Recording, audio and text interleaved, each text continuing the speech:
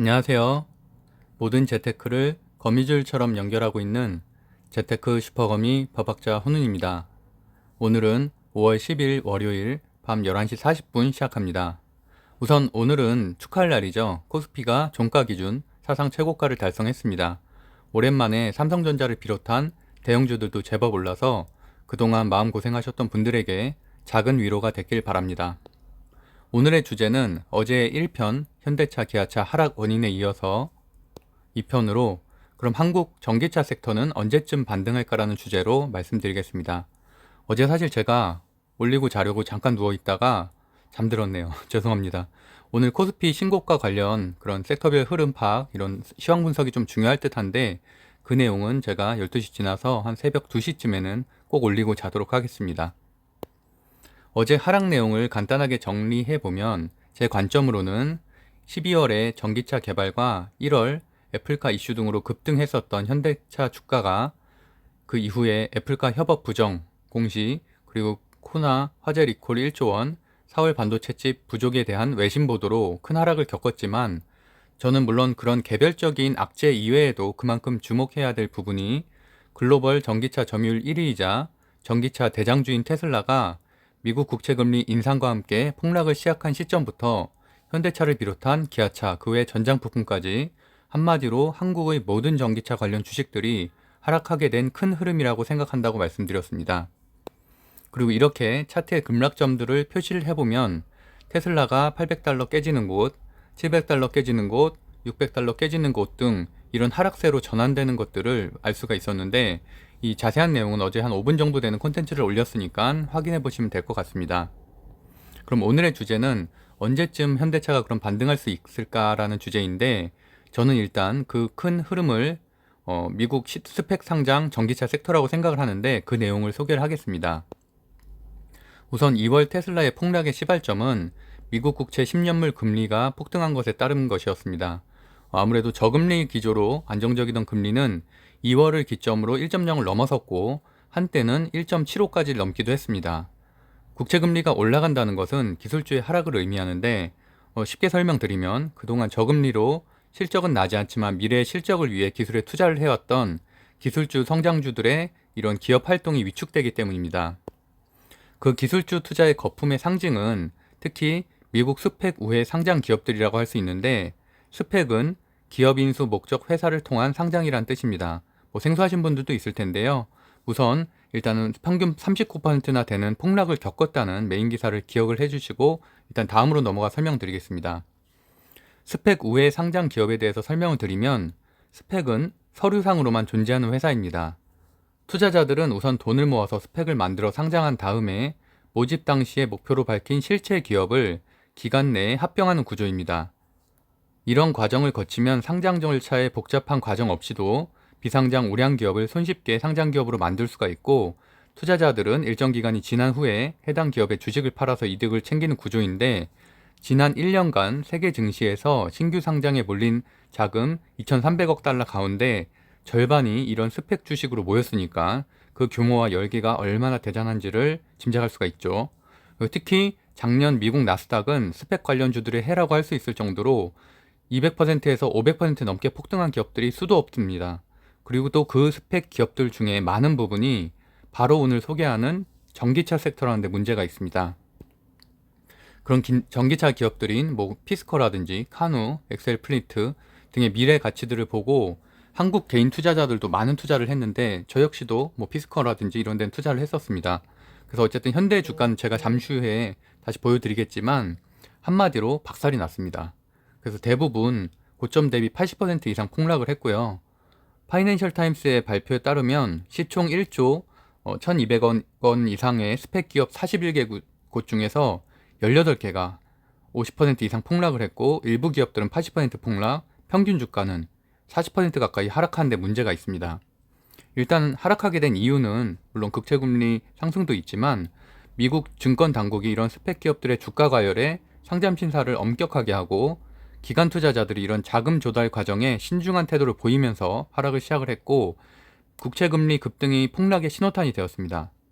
또한 이렇게 공매도 리포트에서 니콜라처럼 실체가 없는 기업들, 계약 서류 조작을 의심받는 뭐 중국 드론 택시 사업의 이항, 그리고 또 뭐 계약 서류 부풀리기 의혹을 제기한 전기차 트럭의 뭐 로즈타운 모터스 같은 경우 곳들을 공격을 하면서 주가는 이렇게 끝도 모르게 하락을 했는데, 이런 스펙 기업들 중에 저는 1월부터 매일 이 전기차 섹터만 따로 모아놔서 체크를 하기 시작을 했습니다. 그리고 이제 테슬라와 함께 이제 비교를 하면서 체크를 해왔는데, 한국 전기차 섹터가 이 나스닥 전기차 섹터와도 주가 흐름에 일정 부분은 관련이 있다는 부분을 좀 인지하게 됐습니다. 그래서 여기 써있는 피스커, 루시드 모터스로 잘 알려진 처칠 캐피탈, 현대차와도 협업을 했었던 전기차 트럭 카누, 중국의 전기차 기업 니오, 그다음에 전기 트럭 워크호스 그룹, 로스타운 모터스, 그다음에 스케이트보드 교환 방식의 획기적인 전기차 구독을 주장했었던 엑셀 플리트, 전고체 배터리 개발을 선언했었던 퀀텀 스케이프까지, 이런 것들이 전기차 대표적인 스펙 기업들입니다. 또 하나 제가 이제 주목하는 부분은, 이렇게 전기차 기업의 대표인 테슬라가 폭락하는 시점과 이 스펙 전기차 기업이 폭락하는 시점이 비슷하고, 그 어느 곳 하나도 반등에 성공하고 있지 못하다는 부분입니다.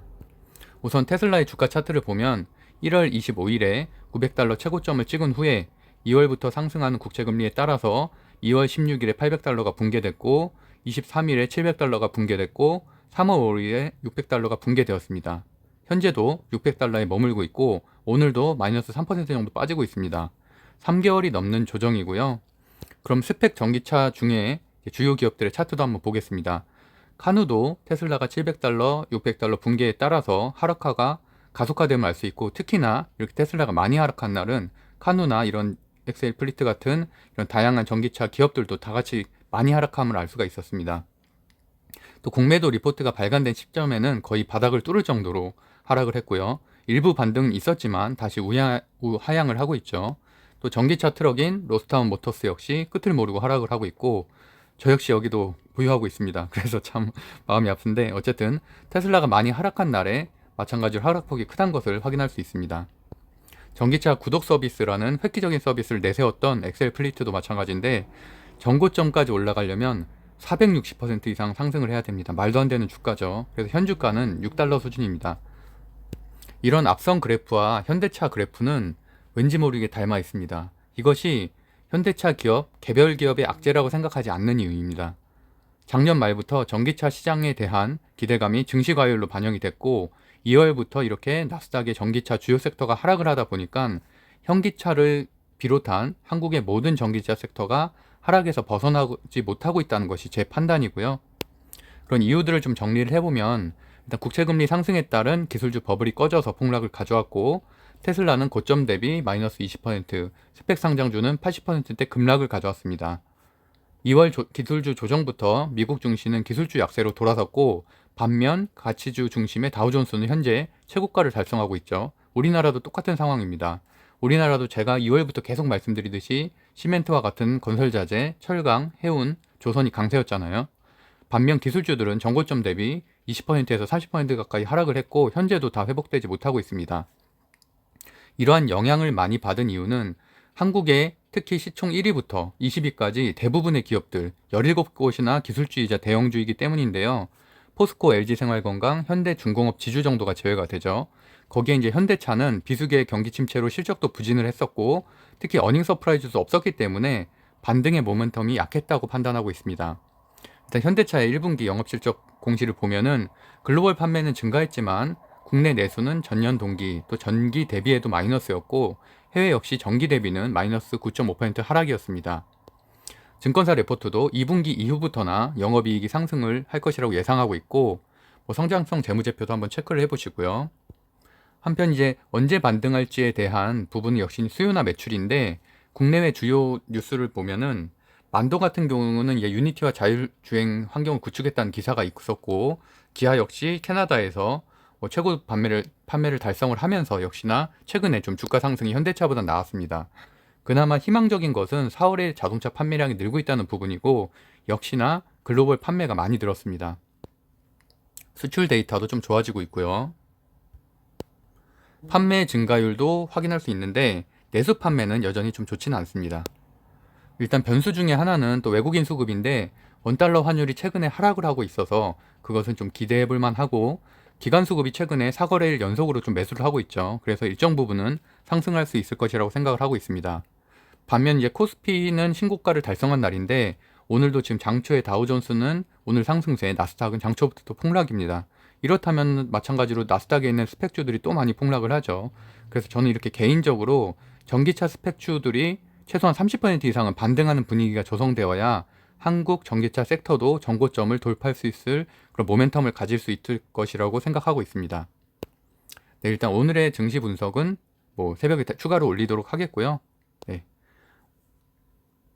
제가 운영하고 있는 네이버 카페 젊은 부자들에선 주식 스터디뿐만이 아니라 아파트 청약 경매 등 다양한 강의와 스터디를 열고 있습니다.